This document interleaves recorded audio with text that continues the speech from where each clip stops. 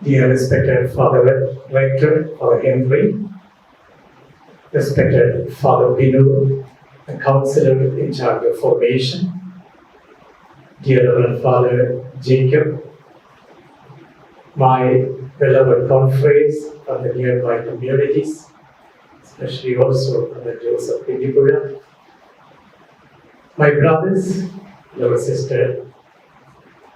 I'm very happy this morning to be here with each one of you to celebrate this Eucharist as well as to celebrate your new birth in Jesus.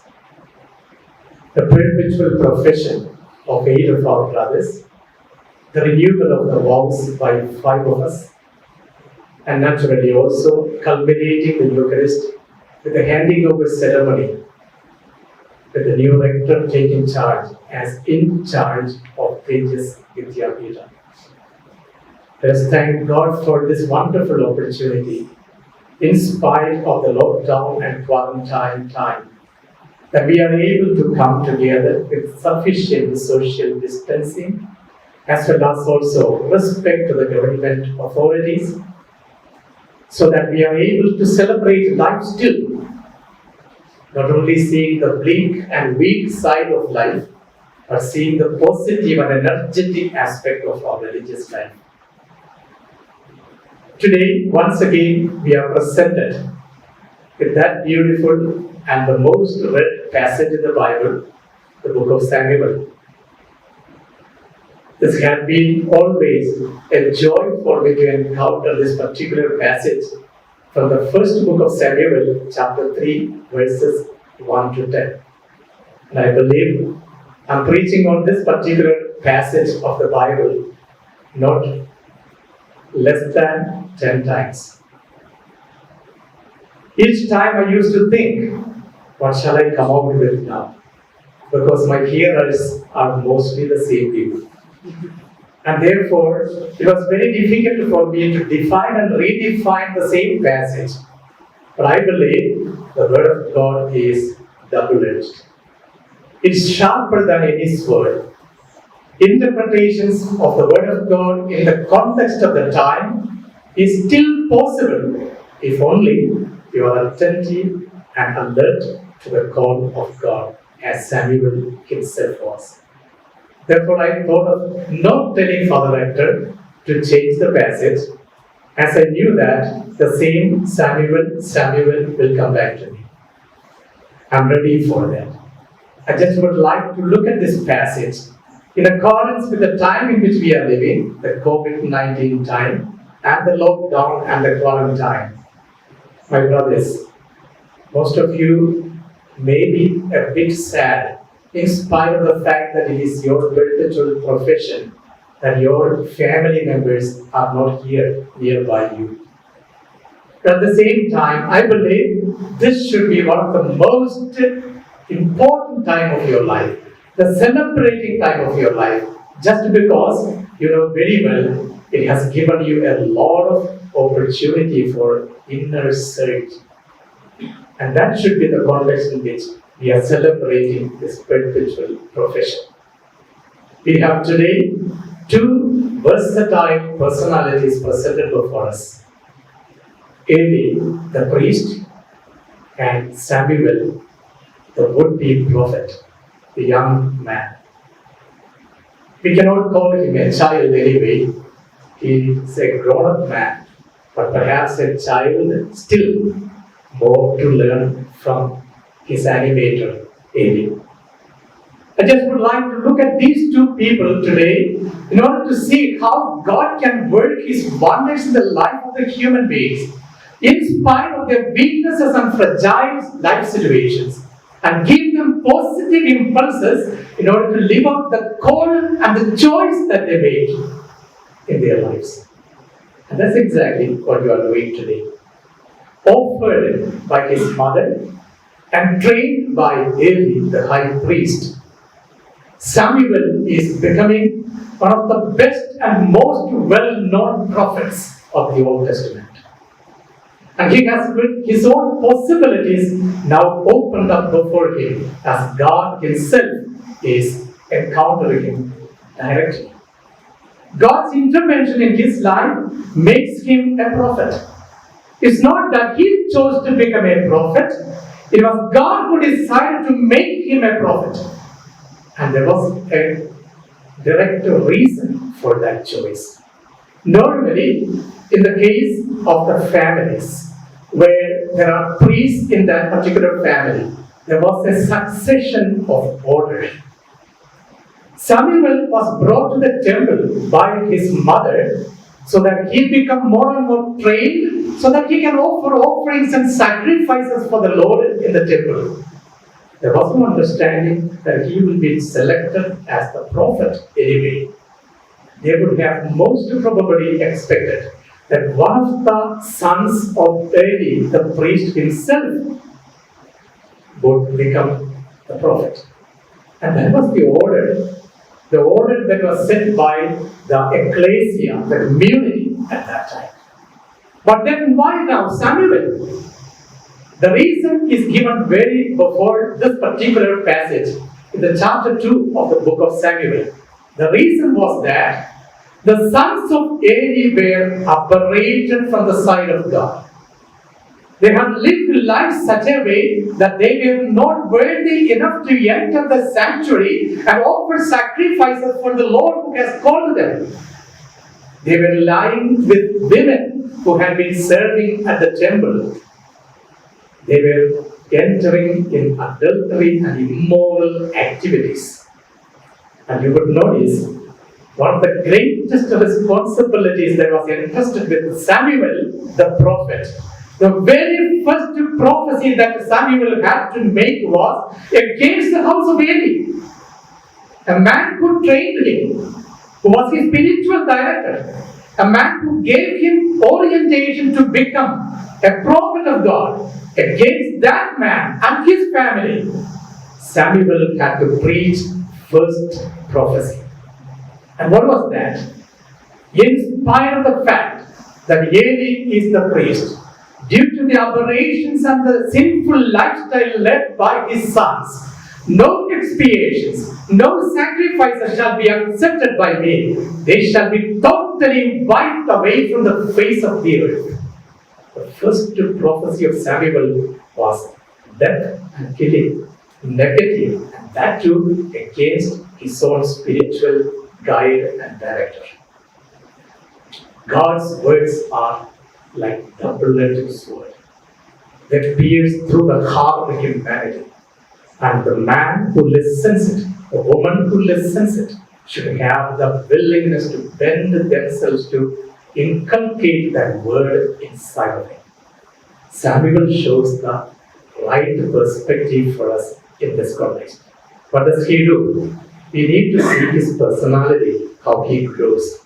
The verse 3 of the chapter 3 would say, the sanctuary lamp was still not off. The sanctuary lamp was still not off when God called Samuel. It means that it was happening, the call of Samuel was happening early in the morning. Early in the morning. It was dimming. The sanctuary lamp was not off, but it was dimming. That means the oil that was to be poured in the lamp was still not much there. The lamp was slowly dimming. On the other side of it, we are present with the priest Eli, whose eyesight was equally dimming. God shows what the history at that time was. The word of God is proclaimed here. The word of God was not coming so regularly to the people of Israel. The word of God was not coming to them regularly. That means the apparitions and interventions of God in the life of the people of Israel was very, very less. They were not willing to listen to the word of God. When Samuel was called, it was early morning. The best time for a person to sleep. You know very well. You would say, not only God, even if the rector calls me also, I will not get up. That's the time of early morning. Many of us would like to sleep off a bit more. We think, my God, the worst aspect of religious life is morning prayer and meditation. If this morning prayer could be somewhere in the evening, How nice it would have been. He could have slept off a bit more longer. But Samuel shows one of the greatest aspect of the life of someone who follows God effectively. What is that? He was alert in spite of the morning hours of his sleep. He was alert to the word of God. The moment God called him, he got up.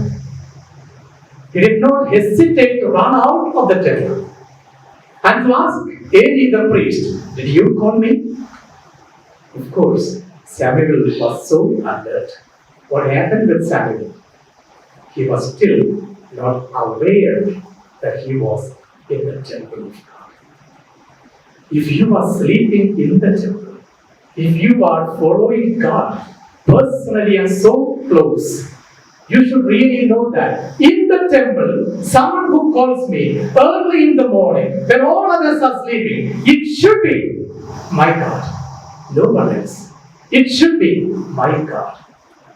Although he was alert to the sound and the rustles around him, the voices around him, he was not aware that it was God who was calling him. My brothers, my sisters, this is the specific nature of the call that we need to realize. The call that you have received and the commitment to that call that you are making today is out of your awareness. It is God who has called me. You will hear many voices. You will hear sweeter voices than the voice of God. You will be distracted to the core because of the world that is around you. A modern technical world, a world that can give you and offer you, just like Satan offered Jesus in the desert, everything, if only he would bend over you. But to be aware, none of these things are needed for me in order to be part of the life of my God. You should be conscious of the voice that you hear. You should listen to him attentively. But do not be distracted by the voices around, but listen attentively. And you know exactly that is what Samuel is told by his mentor, Eli. Eli should have been really very, very angry. Because after having served God for such a long time, at the right age of his life, his children are not chosen by God now to follow him. Instead, a strange boy who is brought here is now chosen by God. He should have been angry with Samuel. He should have told, "It's none of my business to guide you. If you heard some voice, go and mind your business. Find out who it is." But Eli the priest, who was aware of the presence of God through his mature lifestyle, constant integrity and checking of his own person, realized that it's God who is calling him now at the early morning. Where was Eli sleeping? Outside the temple. Where was Samuel sleeping? Inside the temple. Whether you are inside the temple physically, whether you are outside the temple physically, you should realize you should be connected with him who is calling you. You have no holidays in religious life. Father Jacob always used to say, "But 24 hours in religious." And this is exactly the first lesson that Eli is teaching Samuel. He is his spiritual director now. He is telling him, "My son, if you heard this voice calling you again and again, it should be the Lord. It should be the Lord." What a conviction. No second thought. If maybe somebody else he could have told, but he says, "It is the Lord." Whether my family, whether all of them who belong to me are chosen to this way of life or not, my vocation as a priest is to say the truth. Remember the word of God and proclaim it effectively and correctly, genuinely, sincerely to everyone who comes to me. Nothing else. It might even take my life away. Still, I will stand firm for the Lord. It is the Lord who is calling you. Have you ever heard a better spiritual direction than this in your life? This is something that we need to remember. Constantly, we need animation by a mentor. One of the tragedies of religious life perhaps also of our congregation, is that after the ordination, many of us priests never hear even the word spiritual direction and monthly declaration. It's meant for the seminaries. It's not meant for us. I know everything. I know what I need to do. And you see the tragic, treacherous situations that are happening around. In the offices where I sit, I see the tears. Painful stories being explained. And where I find that I return to myself is one thing. My God, the lamp is dimming. The light is no more clear. The promises that I made to you once upon a time in my life is never alive today. I need to return not only in my alertness, but in my awareness. My God, it is you who called me in my life. I need to take a new direction, a new way in my life. That's precisely what St. Paul is telling us today in the second reading. He says very clearly, offer your bodies as a sacrifice to the Lord. Your body refers to the cross. When you stand like this in prayer, it's a cross. When you go to embrace someone in an open arms, it's a cross. When you are standing a bit with your head, it's also Jesus on the cross. Cross is on you. And that's precisely the reason St. Paul would say, do not be formed by the teachings of the world, but renew your mind every day so that you are able to see the way of God in your life. My dear brothers, remember, St. Francis de Sales has learned these things so well and he has taught it very well. He says, in accordance with the teachings that is given in the Bible, when your body is merely genuflect and bent before the Lord, without having your intellect as well as your will going in accordance with that, is merely a mockery. What happened? When the soldiers bent themselves before Jesus and told them, keeping a crown on his head, and bending before him, they told, "Hail, King of the Jews!" And the evangelist very clearly realized they were merely mocking him. It's not enough to genuflect. You have to evaluate whether your mind is going in accordance with the action of your body. Have you integrated the word well in your mind, in your intellect? And is your body responding to those calls that God is giving you in your life? I have heard a beautiful story told about a little child. A child who went with his mother into the church for the Sunday Mass.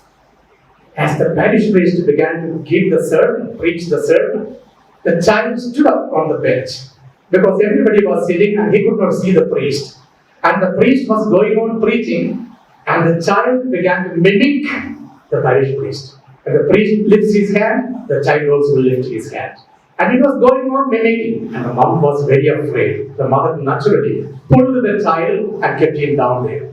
Child, he gets up again. He stands on the chair and he begins to show his mimicry once again. Finally, the mother got fed up and was anxious whether the parish priest would shout at her. She put the child and put the child under her arms.